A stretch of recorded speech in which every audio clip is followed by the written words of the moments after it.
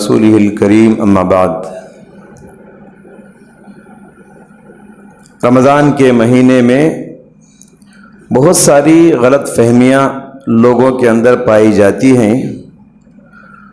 کن چیزوں سے روزہ ٹوٹتا ہے، کن چیزوں سے روزہ نہیں ٹوٹتا۔ آج میں 10-12 ایسی باتیں نوٹ کر کے لایا ہوں جو لوگوں میں مشہور ہے کہ ان سے روزہ ٹوٹ جاتا ہے، حالانکہ ان سے روزہ نہیں ٹوٹتا۔ پہلی بات، لوگ سمجھتے ہیں ناخن تراشنے سے روزہ ٹوٹ جاتا ہے۔ یاد رکھیے، روزے کی حالت میں آپ ناخن تراشتے ہیں، ناخن کاٹتے ہیں تو آپ کا روزہ نہیں ٹوٹتا، چاہے ظہر سے پہلے کاٹو چاہے ظہر کے بعد کاٹو، کسی بھی وقت میں۔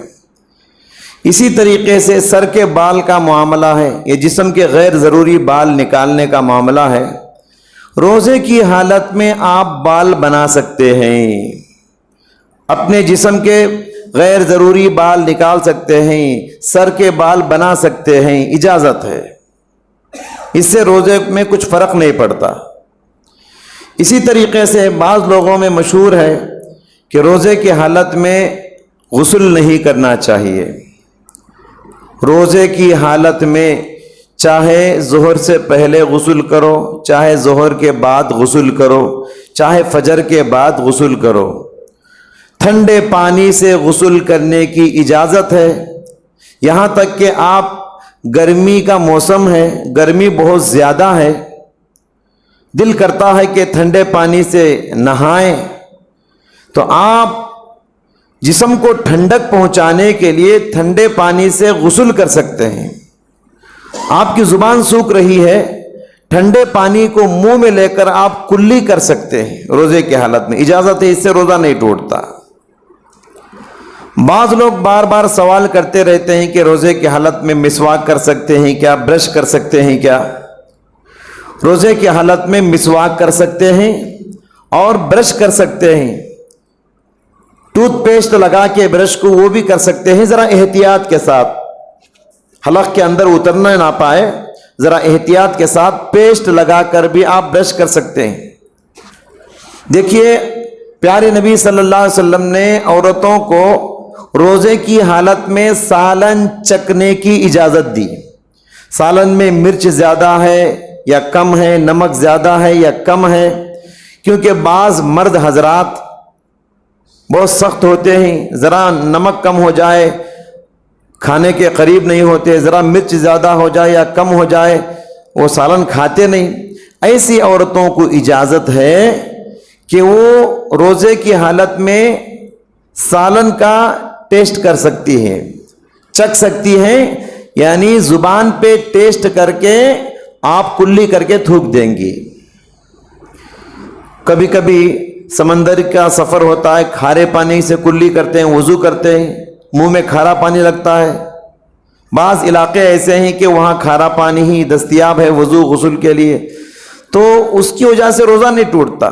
تو پیسٹ کا بھی وہی حکم ہے کہ منہ میں سالٹ کا پیسٹ بھی کبھی کبھی لوگ استعمال کرتے ہیں، تو پیسٹ استعمال کرنے، برش استعمال کرنے سے آپ کا روزہ نہیں ٹوٹتا۔ اسی طریقے سے بیماری کی وجہ سے، تکلیف کی وجہ سے آئی ڈراپ ہے، آنکھ میں قطرہ ڈالتے ہیں، اجازت ہے۔ کبھی کان میں درد ہے، کان میں قطرہ ڈالتے ہیں، کان میں کبھی پیپ وغیرہ آتا ہے، بعض لوگوں کو تکلیف ہوتی ہے، کان میں قطرہ ڈال سکتے ہیں، آنکھ میں قطرہ ڈال سکتے ہیں، لیکن ناک میں نہیں ڈال سکتے، کیونکہ ناک کا سوراخ ڈائریکٹ حلق سے متصل ہے، اس کی وجہ سے بہت اندیشہ ہے کہ حلق سے قطرہ اتر سکتا ہے۔ اس لیے علماء کرام نے کہا ناک میں وہ ڈراپ استعمال نہ کرے، آنکھ میں، کان میں استعمال کر سکتے ہیں، آنکھ میں سرما لگا سکتے ہیں، اجازت ہے، اس سے روزہ نہیں ٹوٹتا۔ اور ایک بہت بڑا مسئلہ لوگوں میں مشہور ہے کہ روزے کی حالت میں تھوکنا نہیں چاہیے، تھوک نگلنا نہیں چاہیے۔ غیر مسلم حضرات میں بھی یہ بات مشہور ہے، امو کوڑا منگا کوڑا دو، تھوک بھی نہیں نگلنا روزے کی حالت میں، اتنا سخت ہے مسلمانوں کا روزہ۔ جی کس نے کہا؟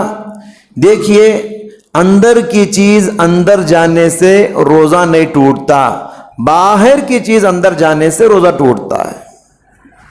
تو تھوک، بعض لوگ نماز میں کھڑے ہوتے ہیں، ایک دو رکعت کے بعد تھوک جمع کرنا شروع کرتے ہیں، اب بیچارے کیا پڑھتے ہیں معلوم نہیں، نادانی میں لا علمی کی وجہ سے اس طرح کرتے ہیں، نماز میں تھوک جمع کرتے رہتے ہیں، جیسے ہی امام سلام پھیرے انتظار میں رہتے ہیں، کب سلام پھیریں گے، کب جائیں گے، سیدھے جا کے وضو خانے کے بعد تھوک کے آتے ہیں۔ تکلیف اٹھانے کی ضرورت نہیں آپ کو، تھوک نگلنے سے روزہ نہیں ٹوٹتا۔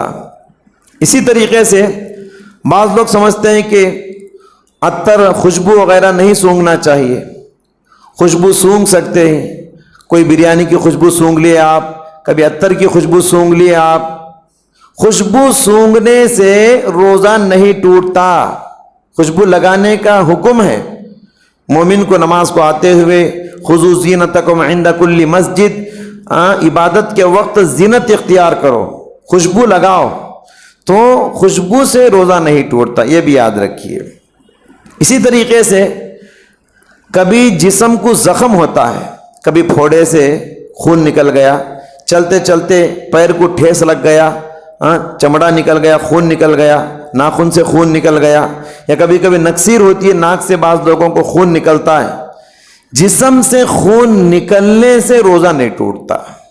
حتیٰ کہ علماء کرام نے اجازت دی کہ علاج کے طور پر بلڈ ٹیسٹ بھی آپ کرا سکتے ہیں، تھوڑا بلڈ نکالتا ہے ڈاکٹر تو بلڈ ٹیسٹ کرانے کی روزے کی حالت میں اجازت ہے، خون نکالنے سے روزہ نہیں ٹوٹتا۔ ہاں خون ڈونیشن نہیں کر سکتے، وہ زیادہ ہوتا ہے، زیادہ خون نکلنے سے انسان کے روزے کو اثر پڑتا ہے، دو چار قطرے نکالنے سے کوئی نقصان نہیں ہوتا۔ اسی طریقے سے روزے کی حالت میں انسان کو نیند کی حالت میں کبھی کبھی منی نکل جاتا ہے، کبھی کبھی اس کے کپڑے کو لگا ہوا نظر آتا ہے۔ روزے کی حالت میں منی کے نکل جانے سے کبھی کبھی نیند کی حالت میں نکل جاتا ہے، اس کی وجہ سے روزہ نہیں ٹوٹتا، چاہے منی نکلے چاہے مزی نکلے، اس کی وجہ سے بھی روزہ نہیں ٹوٹتا۔ آپ کو غسل تو کریں گے آپ، مگر آپ کا روزہ اس سے اثر نہیں پڑے گا۔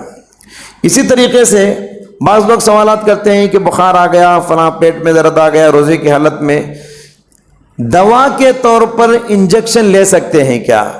روزے کی حالت میں دوا کے طور پر انجیکشن لے سکتے ہیں، غذا کے طور پر انجیکشن نہیں لے سکتے، طاقت کی انجیکشن نہیں لے سکتے، دوا کے طور پر آپ لیجیے، اجازت ہے۔ کبھی بیماری سخت ہوتی ہے، روزہ ختم ہونے کا اندیشہ ہے، ڈر لگتا ہے کہ بیماری بڑھ جائے گی، روزہ خراب ہو جائے گا، آپ انجیکشن لے سکتے ہیں تاکہ شام تک وہ انجیکشن آپ کو کام کرے، اس کے بعد شام میں گولی وغیرہ جو بھی کھانا ہے آپ کھا سکتے ہیں۔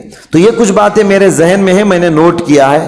اگر آپ لوگوں کے ذہن میں اس طرح کے سوسائٹی میں، سماج میں کوئی مشہور ہے، لوگ کہتے ہیں کہ روزہ فلاں فلاں سے ٹوٹ جائے گا، اگر کوئی ہے تو بتائیے،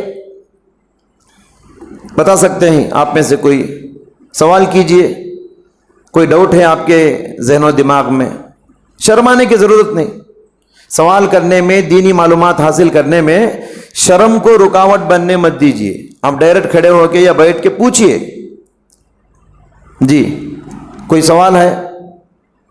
ٹھیک ہے، کوئی بات نہیں، اللہ تعالیٰ سے دعا ہے اللہ تبارک و تعالیٰ جو غلط فہمیاں ہیں روزہ ٹوٹنے کے سلسلے میں، اللہ تعالیٰ ان غلط فہمیوں کو دور فرمائے، اور اللہ تعالیٰ سنت کے مطابق روزہ رکھنے، روزے کی حالت میں ہر برائی سے بچنے کی توفیق عطا فرمائے۔